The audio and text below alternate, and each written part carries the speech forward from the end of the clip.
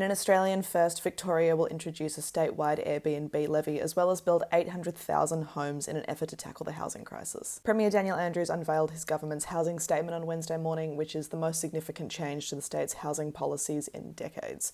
The statement sets out a commitment to build 80,000 new homes every year for 10 years to address low supply. And this morning, Andrews said, "What's more important than somewhere to live? Nothing is. We know that we're simply not building enough houses right now." To deliver these homes, the government will cut approval times for developers seeking to build social and affordable homes, as well as rezone 45 unused government land sites in Melbourne and regional Victoria for development.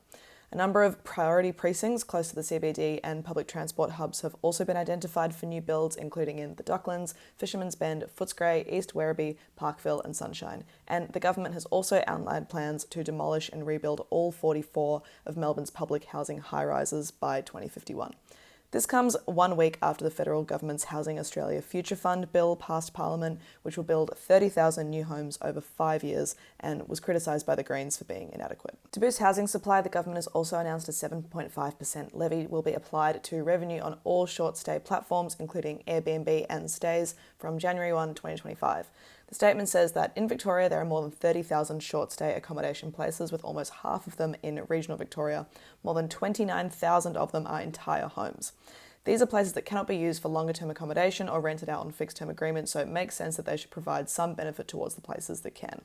Airbnb has hit back today and said while it welcomed any policy that would construct more homes, the levy was too high. Its Australian Head of Public Policy, Michael Crosby, said a rate this high could have a negative impact on the appeal of Victoria as a tourism destination, also penalising everyday Victorians seeking a local holiday where many are already grappling with the cost of living. The Victoria Tourism Industry Council CEO Felicia Mariani also said that the tax would be disastrous for the state's tourism industry.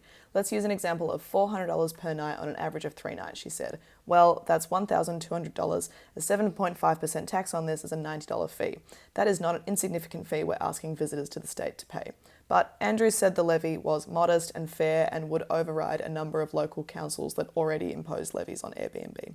The money the government makes from the tax will go to Homes Victoria to help pay for new social and affordable homes.